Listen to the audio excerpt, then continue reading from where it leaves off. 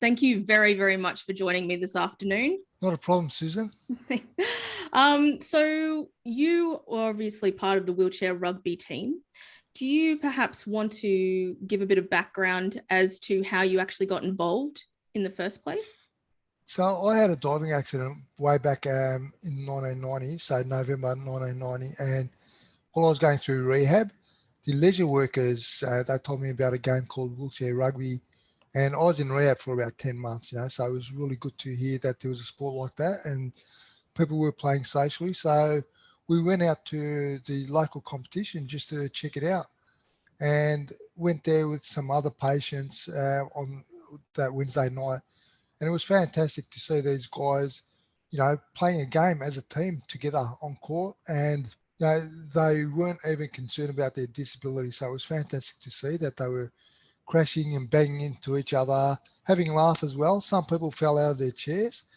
And, anytime you see someone fall out of a chair, you're going to say, oh, shit, has he hurt himself? But they were laughing and making jokes, saying things like, I can't feel my legs and all that sort of stuff. And I thought, this is great, because they're not really worried about their disability. And I thought, this is going to be good for me, if I can get involved. So I loved it from the first time I saw it and thought it'll be a great idea to play only to continue my rehab and also get stronger and play a team sport and also learn from the other guys too, what kind of cars they drive, what sort of modifications they've got. Do they use slide boards? How do they get their chair apart? How do they get it into the car? So it was more of learning how they live their life as well, and also working towards my independence. Yeah, so you were talking about sliding boards and just some real life world experiences. What were some of the key elements that you started learning from being surrounded by other people with similar disabilities than yourself? Oh, it was great to see. I mean, some of these guys were married, they had relationships, not only before their accidents, some of the guys had relationships after their injuries. So it was good to know that, you can meet a girl, you get married, have kids and all that sort of stuff, go out, drink if you wanted to, travel. And even though I heard that from the physios and nurses and all that in the rehab unit, hearing them telling or talking about their experiences, just it was proof, it wasn't just someone telling me a story. It was evidence that these people were getting on with their lives and they were good lives as well. So you've been in the 2000 games, 2004 games, 2008 games, 2012 games, 2016 games. Tell me about the training process to be part of a Paralympic team. Okay, so when I first started, it wasn't about, my goal wasn't, going to the Paralympics, it wasn't traveling, it wasn't, playing 5 Paralympic games or anything like that. They were stuff that came along. The reasons I started was different, and just being good at it and sticking at it was really beneficial for me. I mean, the training program when I first started, it was just social. You just turn up once a week and play. Wednesday night. After that, I was selected a few years later into the state team, so we trained a couple of times a week, which was good. Just made me more fitter. And then when I made the Australian team in 97, 98, that was, again, it was like a 6-day training program. So it was pretty full on, something I had to follow to be the best that I could be. Yeah. So I did a little bit of a stalk of your Instagram profile. Hope you don't mind. Okay, that's all right. And you mentioned in one of the posts that you thought that the Sydney 2000 games were the best games. What made it so awesome for you? Yeah. Now, the Paralympic Games started in 64, I think, the first Paralympic Games. And they were just ad hoc, they'd just get some people playing different sports. So it was pretty amateurish. All the way to Atlanta. I think Atlanta was a little bit better. That was in 96, I think. I didn't go to that one. And wheelchair rugby was a demonstration sport, so it wasn't even a medal sport at that time. in Sydney when we went there, it was just amazing. You know, I think it's the first time I heard, and the media said it too. There were stories everywhere that it's the first time they used volunteers in such a huge capacity, where they were actually part of the games as well. And the organisation, yeah, it was very professional. All the facilities were great. You know, I mean, I don't know where the Paralympians stayed during the previous games, but we used all the same facilities, all the same accommodation that the Olympians used as well.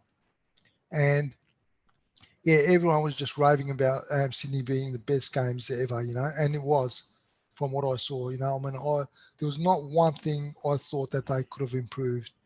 And previous Paralympians, you know, said the same thing as well. That being your, I guess, debut experience into the Paralympic Games must have been unreal, considering all the other Paralympic Games you had probably watched beforehand. It was like a dream in a way, you know, because you never expect to be there at such a huge event. All of our games were sellouts as well, you know. I mean, there were people trying to sneak in and, you know, buy tickets from the black market and all that. I mean, it's funny to say that, but it was true, yeah. When I couldn't even get tickets for my friends to watch the games. Yeah, it's pretty crazy. And pretty much everywhere you went, you know, I mean, people asking for autographs. I mean, that's weird, you know. Why would you want my autograph? You know, I mean, that's the way I looked at it. People wanting photos. It was just pretty crazy. Your last Paralympics Games was 2016. What have you been doing since then? Well, since then, I haven't given rugby up fully. I mean, I still play locally. Still play, you know, for Victoria. I try out for. COVID's been, you know, a big problem. Of course, you know, we haven't been able to play or train in wheelchair rugby for 18 months now. But after I retired, I was invited by BSF, which is an organisation like Wheelchair Sports Australia, I guess, in Indonesia. So they're based in Bali. So they invited me and another player to come coach and play in one of the teams over there. So ever since I've been going away to the tournaments they have in Southeast Asia. So Singapore, for example, Bali, uh, Vietnam, all those sorts of places. So um, I've taken the team up, like an Australian team up whenever we've gone there. And the idea is to coach them and give them experience against, you know, really experienced players as well. So, and that's been fantastic, you know, and that's an area that I want to continue working with and playing in Southeast Asia, not only competing, but teaching them the game, doing some coaching with them as well. Yeah. So I guess watching all these younger people with disabilities come out and participate more in sport and social and community activities. I guess my final question to you is, what are your hopes for the future of adaptive sports? And my hopes are that, you know, they get better and better. You know, I mean, there's so many sports that people aren't aware of. I was just telling someone the other day, you know, I've been to 5 Paralympic Games and you see all the other athletes, you know, from the Australian teams in other sports. I feel bad about this, but I actually didn't know what sports they played because I was concentrating on the wheelchair rugby. This time, though, a lot of the athletes, you know, they're familiar. I know them, and I was able to watch what sports they played. So I felt bad not knowing before, and seeing them in action this time has been really good for me. You know, just the other sports and the other athletes, what they do as well. You know, I mean, that's been an eye opener for me. I just hope that continues. And with the telecast that Channel 7 done this year, I mean, it's the best ever. You know, they had it on for hours each day live, I think it showing was different 14 sports. hours or something Yeah, each I mean, day. that's crazy. That's so fantastic. And not only that, they had the streaming service as well on 7 Plus. Um, so it's really good that, you know, the Australian community is interested and sharing it, you know, promoting it as well. I mean, that's really good for us to see that, you know, people appreciate what we do. Yeah, I guess at the end of the day, representation matters, right? It does. So if you're represented on a regular streaming service or mainstream television. Yeah. And it's not because it's just like a quota, but it's because they Yeah. legitimately take interest. That's the best bit. Yeah, that's right. That's Yeah. right. You know, going back to Sydney, the papers would have an article here and there, and on the news it would show as in play of the day. You know, 10 seconds at the end of the news, they'd have play of the day and show, you know, wheelchair rugby or one of the other sports, and that was it. You know, this is going back years and years ago, but now every channel is showing it. Everyone's talking about it, which is fantastic. I saw something come up. It's probably um, it's an issue at the moment, and people are picking up on it as well. The Olympians actually, you know, gold medalists get 20,000 or something like that. Silver medalists get 15,000, but that doesn't transfer to the Paralympians. I mean, the gold medalists, they get zero, for example. And yeah, so there's a lot of people I've been seeing it on the internet that are saying, you know, that's pretty unfair.